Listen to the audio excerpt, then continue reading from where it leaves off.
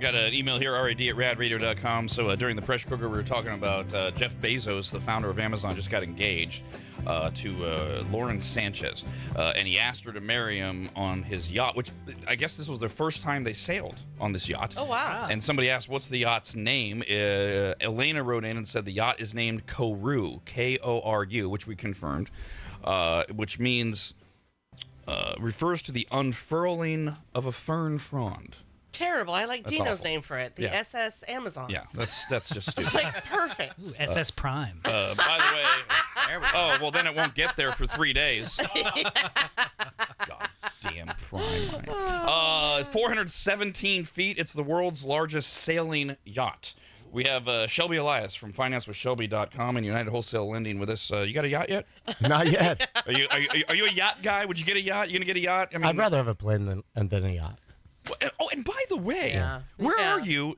We went to lunch a few weeks ago, Yeah. and I find out of nowhere you're taking pilot lessons. Yes. Oh, my God. And you're like, yay. you were like this close. Do you have your pilot's license? Not yet, but Oh. I'm on my way. Nice. And you're gonna get a plane. Yes. And you're gonna fly yourself everywhere. Of course. Wow. This is so awesome. That's cool. the dream. How okay? Aw. But I was shocked when we were talking about how quickly you were able to do this, Yeah. or you're doing it. How long? I mean, does this take? I want like 100 hours, right? But if you think about it in like 40-hour work weeks, that's not very long to fly a plane. But Yeah. some people get in there like 40, 50 hours and they're flying by themselves. Are you loving it, or were you scared at all? Oh, it's definitely scary. Really? Yeah, it is. But I mean, with autopilot and everything, it's wild how easy it is to fly a plane. So So where are you in the process? Have you landed a plane yet, or is your instructor doing that? Oh, Or? God. Well, yeah, he kind of takes over when I'm about to kill myself. But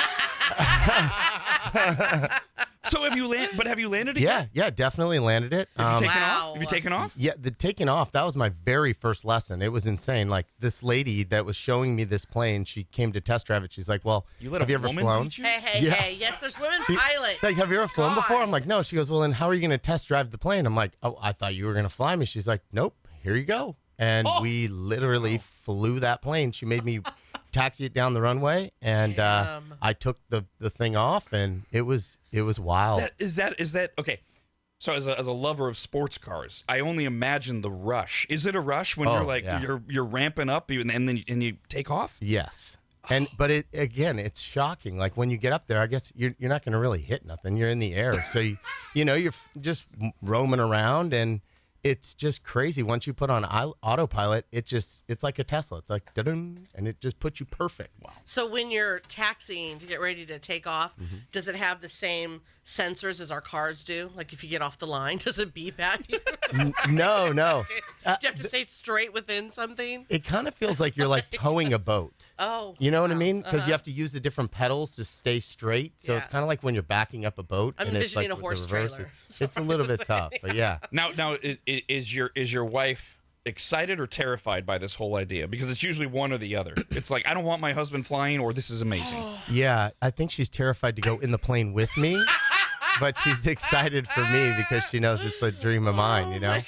Well, are you gonna? Because I know you're gonna use it a lot for business, but are you gonna Yeah. fly the family around for vacation? Yeah, that's the goal. As soon as I feel comfortable enough, that's the dream life, right? I could literally tell my kids, like, hey, do you guys want to go to Disneyland today? And I could fly there in an hour. And another thing that's shocking, too, is with an airplane, the gas and everything to fly places is very cheap. So I could fly my entire family to Tahoe in 30 minutes, and it cost me $80. Wow. It's wild. And, I mean, the best part, obviously, everything's an investment. So you could buy $1 million airplane, put 10% down, right? Not too much. And then you get $1 million tax write-off. Dang. You could depreciate $1 million. So that they actually are not only, so say I owed $100,000 to the IRS. Say, you know what? I'm not going to pay the $100,000. I'd rather just buy this airplane. Now I don't owe any money to the IRS. And then now I just make my airplane payments and I'm good. So it's like a free airplane. The system's rigged. It's wild. I'll say. Yeah. Yeah. One of my nieces, Megan, my brother-in-law, my sister's husband, one of my brother-in-laws, So he flies. He loves all of that. And those are some of her fondest memories when you're talking about your kids, because they share a love of the San Diego Chargers. Yeah. So, but they live in the Central Valley. So he would constantly fly them to go to the game, and then you just fly back. And like, she loves that so much. And she's grown now with a baby. So she's just waiting like, okay, you're going to take all of us now. So, Yeah. But yeah, they love that. And he's offered, those planes are too small. He's offered throughout the years, Don, I'll fly you there. No, thanks. I'll get on the big plane. So that's a good question. A lot of people, how big a plane, like, do you want to fly? Do you like to fly?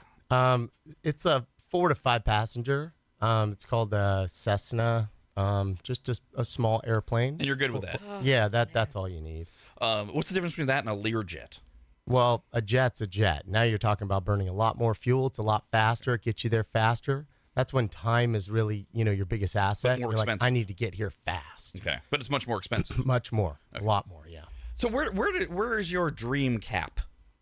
Where do you stop dreaming? I had never heard this from you. We've only known each other a couple years, but it's like, oh, now I'm a pilot. Yeah. Where do you stop with this? Oh, I'm gonna fly my family over. So where's your cap? Like, is there a point where you stop? Is there a point where you're going, okay, this is it, I'm content? Or is it always I'm finding another thing? And not to suggest that you can't stop and enjoy it, but what does this look like for you? I ask myself that a lot. And I think I'm like, man, like, do you always have to keep pushing? Like, can you ever just be satisfied or feel like, you're there? But my dreams have changed a lot. They used to be a lot based on things. And now it's more around freedom and time and experience in life. Yeah. So I got introduced to this by one of my good friends, and I'm like, wow, this is how you live. And he flew us, and, he flies his friends. And I'm like, this is so cool.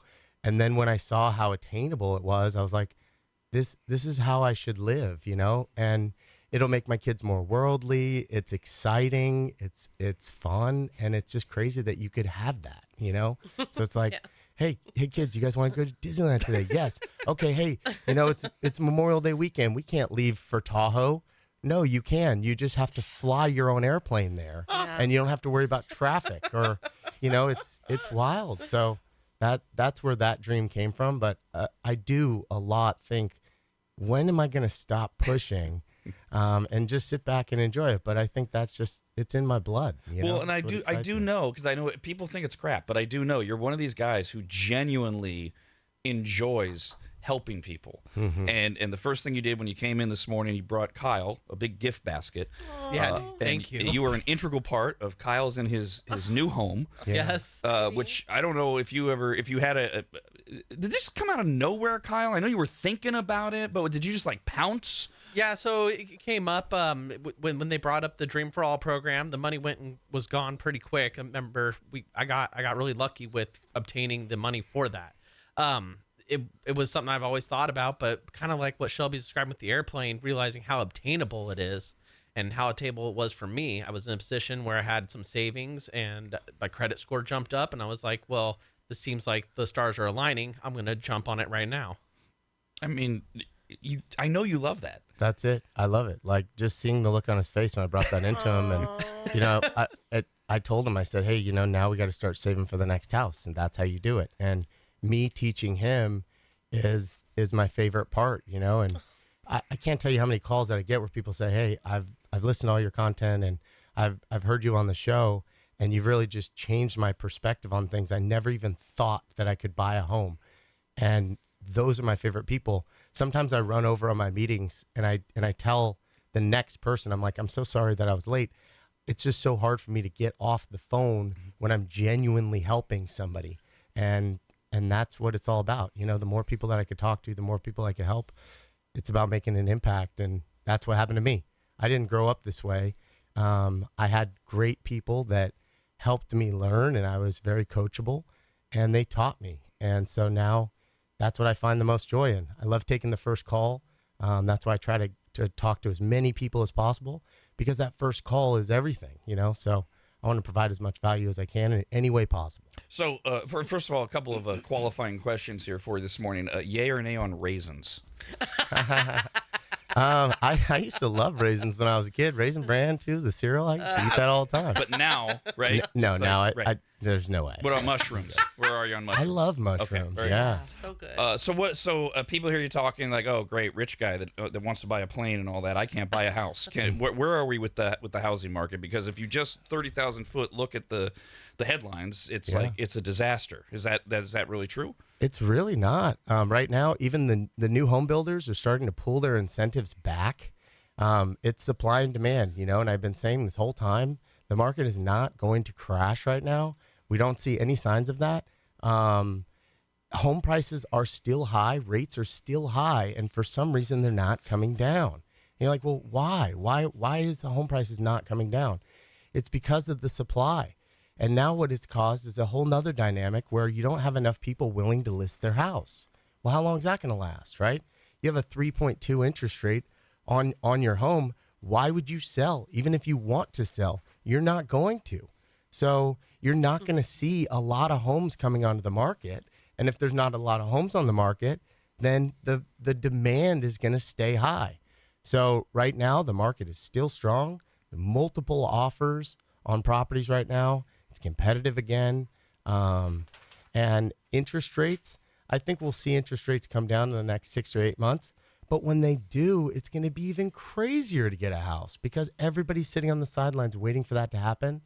So best case scenario, you find a place that you like, you're still comfortable with that monthly payment, and then when interest rates do fall, you can refinance, put yourself in a better position. So this is a big time of the year, May in particular, May, June. It's big buying and selling time in a traditional market because school is out or is getting out. People start to think, okay, got to relocate, got to get into place. So let's start with buyers. If you're a buyer right now in what you just described, what are your tips for a buyer? So number one thing to always think about when you're buying a property is location, location, location. You have to really understand that because the location is everything. And when you go outside of that area where you know where the prime area is, you're better off buying the house that is not the prettiest home, but it's in the best location. So rather than chasing that pretty home that has the granite countertops and everything that you wanted, but it's off the beaten path, you're better off buying the house that has location. So buy in very best location, okay? That's number one rule no matter what. The next thing that you want to do is you want to look for a home that you can add value to. And what I mean by that is, again, when you buy the house that has the granite countertops, that has the new paint, everything's all done, we call that it's equity stripped. The previous seller already stripped all of the equity out of it. And for you, when you buy a house, it's an investment, okay? Then at that point, you want to continue to invest in that house. Why would you want to buy something and then now have to go and find something else to invest in? You want to continue to invest. So remodel it.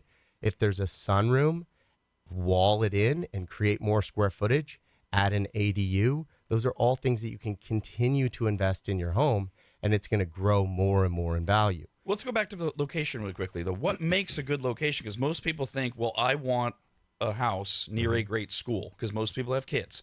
Is that what makes an actual great location from the standpoint that you're looking at it from? Yeah, so you can think about like, okay, well, I'm in this school district, right? And that could be good, but you know that the best location is this one neighborhood. But if you go a little bit off, even if you're still in the same school district, you go out to kind of the outskirts, it's 20 minutes off the highway, and now it takes longer to get there, but the homes look better there, right? Maybe the grocery store is not as nice and things like that, but you're still in the same school district, so that's how you can get kind of confused because you think, well, I'm still in that school district. Yeah, but the best location is right over here, right off the highway, but instead of you can't get the granite countertops, you don't get the new flooring, the other house is a little bit beat up. Most people would pick, well, that's okay. I'll go with the longer drive in. I know it's not as desirable of a neighborhood, but look, I get the granite countertops, I get the new paint. That house is not going to appreciate the same as the house that's in that awesome neighborhood. And yeah, you have to save up, and then you have to put the granite countertops in yourself. Save up, you put the new flooring. Save up, you paint the cabinets. At that point, your house is going to be worth so much more than buying the nicer house up front. It's delayed gratification. you have to think about that and think, you know what is the smartest investment here? And do I have the ability to reinvest in this house? And it'll push you. You think, well, I really want to do the floors. Well, then you're going to save more money because you really want to do the floors. If you buy the house that already has the floors done, you're not going to save. And it sounds like you're near the school as opposed to just in the school district, which I hear so many parents, that's one of their big things. Like they're driving an hour or half hour or here and there for their kids' school. But if you're already near the school and there's not that much commute time, A great example is comparing like East Sacramento to Natomas, right? During when the market fell out, Natomas got just smashed, and it turned into kind of a rental zone. And most of Natomas there's a lot of rentals there. But East Sacramento, you're like, what? I get a 2-bedroom, 1-bath for that much money? That doesn't make sense. Yeah, because it's the proximity, it's the location. But those homes, they don't go down much when the market does go down. They continue to accelerate up. It's wild, but location really is everything. Talking with Shelby Elias from financewithshelby.com, United Wholesale Lending. We got an email here from Danielle. Says, I've been wanting to share our experience with Shelby. He and his team work so fast and efficiently to get us into our home.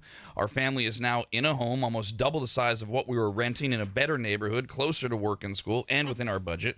We are beyond happy and excited for our new adventure, and it's all because of your show and Shelby that we are able to do this. We were able to close in 25 days with all the repairs that we requested included. Thank you again to Shelby and the RAD team. It's outstanding. Awesome. Somebody just wrote in, Tiffany says, can you buy a home or consider buying a home if you're going through a divorce? Yes, you can. When you're going through a divorce, though, you have to have your husband or wife sign off that it's okay for you to buy that home. So you can do that. There also might be a divorce decree or a settlement of some sort that you have to provide to eliminate certain debts to prove that they are, with one person or the other. But yes, you definitely can. And you can work within all of this. You guys do this all the time. Oh, yeah. Stacy says, I was listening to the last time you were on RAD and you talked about buying your first home, living in it for a year or so, and then buying a second home and using your first home for a rental home. Is a condo good for a first home/rental home? We're struggling to find a home in our price range without ending up in a sketchy area, and condos seem to be more readily available. Yes, and that is the perfect way to buy a house. You start off with your first home, and when you buy that house, you want to analyze what the future rent is going to be compared to what your payment is. So with the condo, what you want to do is you look at it and you say, okay, here's my monthly payment, and here is the HOA dues. If the HOA dues blow out the payment, then it's not going to be the right investment, because sometimes HOA dues could be anywhere from $200 to $600 a month, and that might make the payment really high. But the idea is you buy the house with a low down payment, you live in it for 1 year, and then you rent that property out, and then you go and buy your next house. So I was just talking to Kyle about this. He got his first house, and then he's going to live in this house for 1 year, and he's already knows what he needs to save for the next house. And then he looks at, well, what can I rent my house out for? And, maybe you can speak on that, because I'm sure he's in a great spot. Yeah, it's not a bad spot at all. It's in a location I grew up in, and so it's close to the highways. It's in a good school district and everything. So it's really ideal for somebody in the future to possibly rent it out. And me and my girlfriend want to do that in the future. We want to rent it out. And then she's also a first-time home buyer as well. So she wants to be able to use her first-time home buyer to buy our next property. And that way we can have a rental property. And we're in the process right now of putting in new carpets. We've already done some remodeling to the bathrooms. We're trying to make it a really nice place so that the value does go up as well. So, And and again, we got to point out, look, I do the best I can, but it's not like you're rolling in money. no. You guys are making this work, and this is your cash flow thing, Shelby. This is what he's creating. Yep. How much is your payment? My payment is $1,500 with the HOAs. It's another $230, so we're looking at $1,730 total a month. Yep. But that's why we want to do some. We want to build the equity in that place as well, make it a really nice place that somebody would be willing to pay $2,000 a month to live in. At least. Yeah. At least. I love this so much. So now at that point, you put zero money down. If they rent it for $2,000, you have cash flow. You also have a depreciation write-off on your tax returns. You have your mortgage deduction for your taxes. Somebody else is paying off your home for you. and then you save up 5% down, and you go and buy another house in a year. Now you live in that house, you do the same thing. You analyze it all up front, make sure that it's going to be a good investment, good area, everything else, and then you do it again. And you're building this rental portfolio. The reason why nobody has rental properties is because they do the exact opposite. They save up, they buy their dream house, very first house, and then if they go to buy an investment property, they have to put 20% down. And nobody can afford that. It's like $100,000 or more. It's crazy. And it's also crazy how obtainable this process really was. I mean, honestly, for the people out there that think, oh, it's impossible for me to get a place, it really isn't. You just got to find a path, and you got to stick to the plan. You really do. I never thought I would be in the position where I'm going right now. I didn't think that. You told me this 5 years ago. I wouldn't have believed anybody. Oh, Kyle. All right, we got to take a break. We got Shelby Elias from financewithshelby.com, United Wholesale Lending in studio with us. Got this email from Jonathan. Hey, Jonathan. Says, do you need a 660 credit score minimum for down payment assistance? Yes. That was easy. Quick tips on how to get credit scores up, because you do this all the time and people are always concerned. What like 3 things that, how can people get their credit scores up? Increase your limit on your cards. It sounds crazy, but if you have a lower limit, then it looks like you're maxing out your cards. So increase the limit. So call into the credit company and say, hey, can I increase my limit from 5,000 to 10,000? That's going to increase your score. Pay down the balances to below 30% of whatever the limit is, and then look for inconsistencies. Sometimes people have accounts that are double reporting. Sometimes people have a late that they weren't really late that they can figure out, and that's going to definitely increase your score. Madison wrote in, says, my boyfriend works in law enforcement. We're looking to buy. I've heard there may be certain programs that we can be eligible for. Do you have any information on that? A lot of those things are gimmicks. So before you inquire online about anything that's like, oh, this is some special teacher program or for law enforcement, a lot of times it's just a gimmick where it's available for everybody.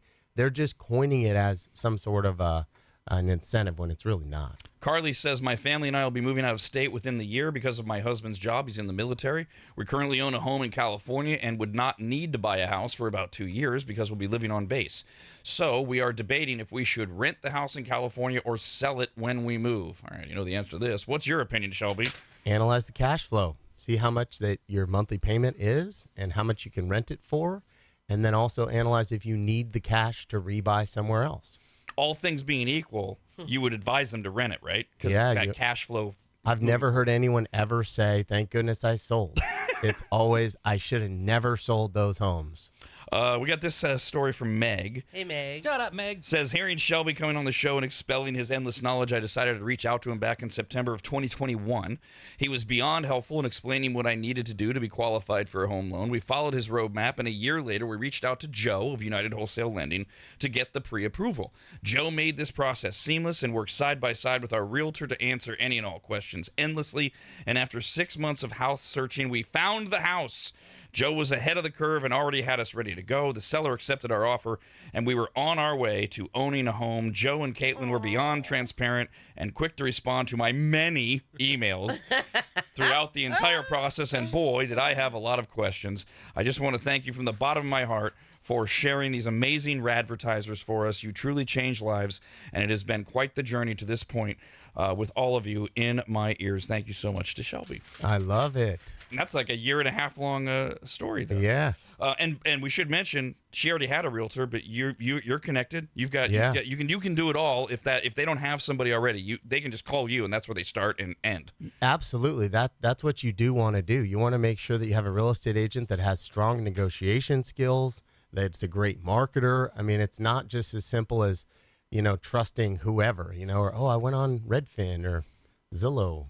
That's not how you pick a real estate agent. There's such a difference. Like you absolutely come across so genuine, and you are, like, when you meet you, when even talking to you, and it's real that you really want to help people and help them to, like, build wealth if that's what they want to do. And it's so crazy to me, the differences in people, because I just read an article, this man who's got a ton of money as well, but he's encouraging millennials to not buy anything. Don't buy houses, just to save their cash. And I'm like, what a difference between what you're saying and what he's saying. Like, you're encouraging building wealth if that's what their goal is, right? Yeah. And he's like, no, right? Just put away your cash, which what does that do for you? Just like sitting there. Yeah. And Nothing. And I'm like, and he's already this person that's made a ton of money. And I'm like, how rude. Like, did you Well, how did he make it? Thank you. And I sat there and I thought, I didn't read the rest of it because I was already like annoyed. And I'm like, well, how'd you make yours? Just having it sit somewhere? Like, why are you encouraging kids to not buy? And you're just having them accumulate money for what?